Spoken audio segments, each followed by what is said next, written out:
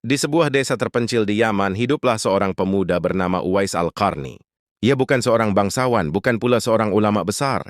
Ia hanyalah seorang penggembala miskin yang hidup sederhana, bersama ibunya yang sudah tua dan lumpuh. Namun di balik kehidupannya yang sederhana, tersembunyi kemuliaan yang membuat langit merindukannya. Uwais tumbuh dalam kehidupan yang sulit, tetapi ia tak pernah mengeluh.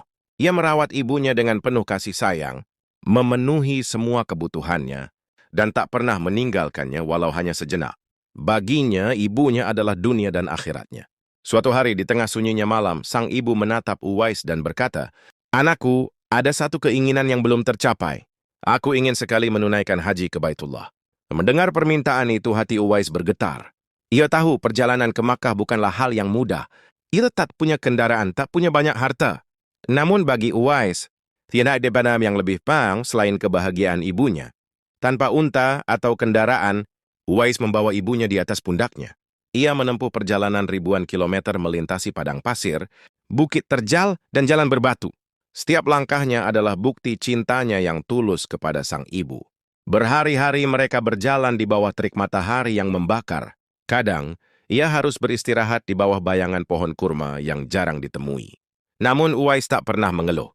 Hingga akhirnya, setelah perjalanan yang melelahkan, mereka tiba di Makkah. Sang ibu menangis haru saat melihat Ka'bah.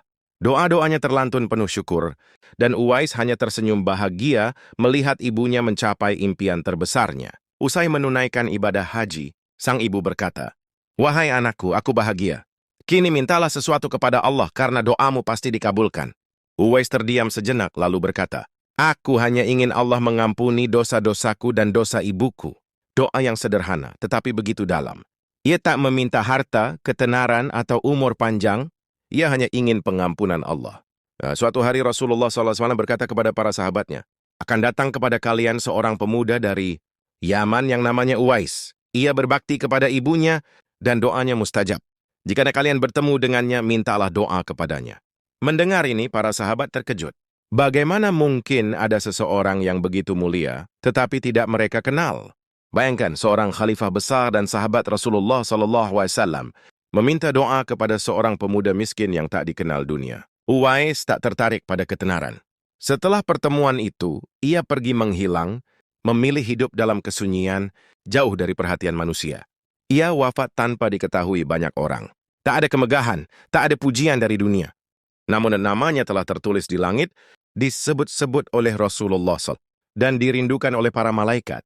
Jika ingin dicintai Allah, maka berbaktilah kepada orang tua, karena mungkin di bumi kita tak dikenal, tetapi di langit nama kita dirindukan.